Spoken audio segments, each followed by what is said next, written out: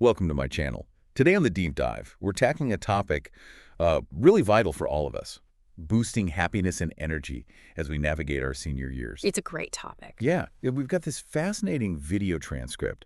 It lays out four, well, pretty practical daily habits.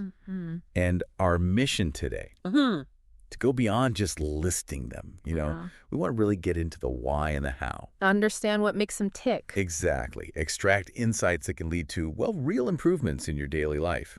Help you feel more vibrant, more engaged. And what's really compelling, I think, is that the transcript challenge is that idea that, feeling tired or a bit low is just an inevitable part of aging. Right. It suggests we have more agency. Exactly. We can actively shape our well-being through these kinds of intentional daily choices. Okay, so let's jump right into the first habit then.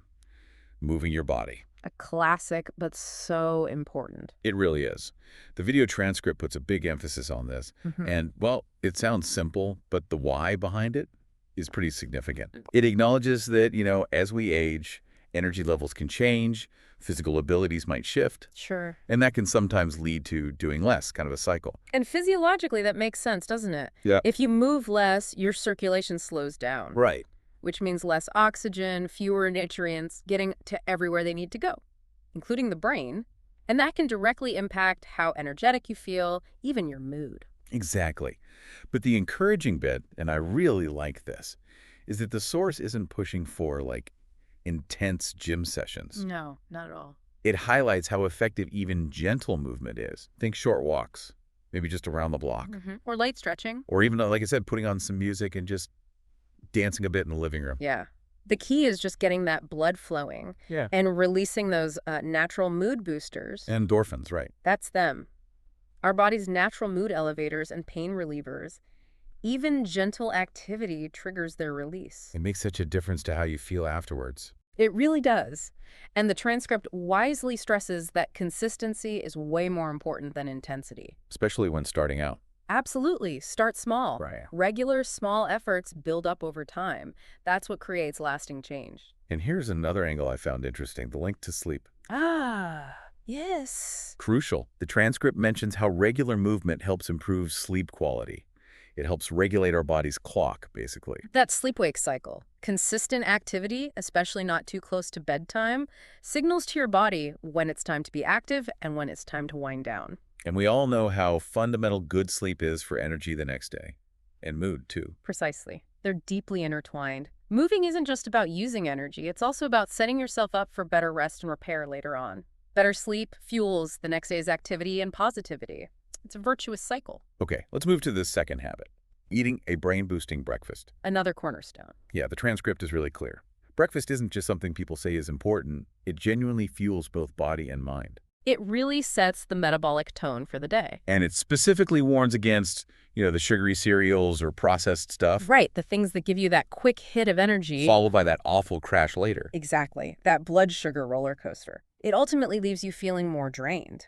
The key is sustained energy release. So instead, it emphasizes breakfasts rich in protein, healthy fats, and fiber. The trifecta for stable energy. It gives some great examples, too, like oatmeal with nuts and berries. Classic and effective. Or scrambled eggs with avocado, maybe some whole grain toast. Good fats, good protein. And even simple smoothies, spinach, berries, maybe some protein powder for those times when eating a full meal first thing feels like too much. Which is a reality for some people. Right. And linking back to that blood sugar point, the protein, the healthy fats, the fiber, they all slow down how quickly glucose enters your bloodstream. So no sharp peaks and valleys. Exactly. A much more stable, prolonged energy release, which isn't just good for physical stamina, but also for concentration, focus, and keeping your mood steady through the morning. That mood connection is key, isn't it? The transcript highlights that good nutrition impacts our emotional well-being, too.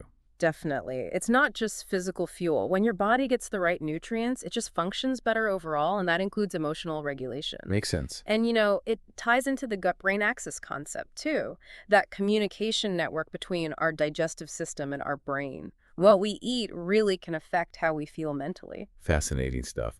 Okay, third habit, making time for social connection. Hugely important. The transcript really underscores this, especially as, well, Isolation can become more of a risk as we age sometimes, It can, and social connection isn't just a nice to have, it's fundamental. like a basic human need. Absolutely.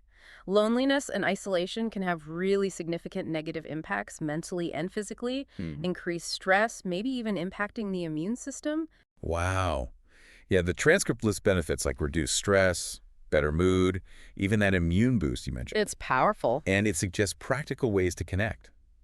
Simple things like phone calls with friends, Just checking in. or chatting over coffee with family or loved ones, joining social groups or activities. Getting out there, interacting. It really drives home the impact of those small, meaningful, daily interactions on just overall happiness. And what stands out is that it's often the quality of the interaction that matters most, maybe even more than the quantity. Right. Even brief, positive exchanges during your day can make a big difference to feeling like you belong, feeling valued. That makes a lot of sense. Ah. Which leads us nicely into the fourth and final habit, taking time to practice gratitude. Ah, yes. Simple, but profound. The transcript describes it exactly like that, surprisingly simple, remarkably effective. It talks about how just focusing on things you're thankful for can genuinely shift your mindset. It pulls you away from the negative track. Yeah, away from negativity towards a more positive view. And if you think about the psychology, it's like training your attention, isn't it? You consciously direct your focus to the good stuff in your life. So you naturally dwell less on worries or annoyances. Exactly. That deliberate shift has a real tangible effect on your emotional state. And the transcript emphasizes the positive impact on mood, energy, overall well-being. It suggests a really simple method, too. Yeah. Just taking a few minutes, maybe morning or before bed, to think about or even jot down, say, 3 things you're grateful for, big or small. Doesn't have to be monumental. No. Examples like the warmth of the sun, enjoying a good cup of coffee. Or a nice chat you had. Exactly. A conversation with someone you care about. And what's so great about this, as the transcript points out, is how accessible it is. Totally. You don't need special equipment. It doesn't take much time, doesn't require huge effort. It's a tool we all have available. And the potential benefits are pretty amazing. The source mentions it helps train your brain to notice the good more easily, Rewiring those neural pathways in a way. which can lower stress, lift your mood, Mm. and it even mentioned potentially boosting the immune system again. Interesting connection there. It frames gratitude as a way to be more present, too, to appreciate the everyday joys we might otherwise just rush past. Which ties in beautifully with mindfulness, doesn't it? Being fully present, appreciating the now. Gratitude fosters that awareness and a more optimistic outlook. So just to quickly recap those 4 daily habits we've dived into for boosting happiness and energy, particularly for seniors.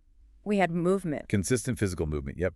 Then the brain-boosting breakfast. fueling yourself for Prioritizing social connections. vital human element. And dedicating that little bit of time to practice gratitude. 4 powerful pillars. And it's really important to remember, like the video transcript stressed, these aren't about quick fixes, are they? Not at all. This is about long-term well-being. Consistent, small steps that build up over time.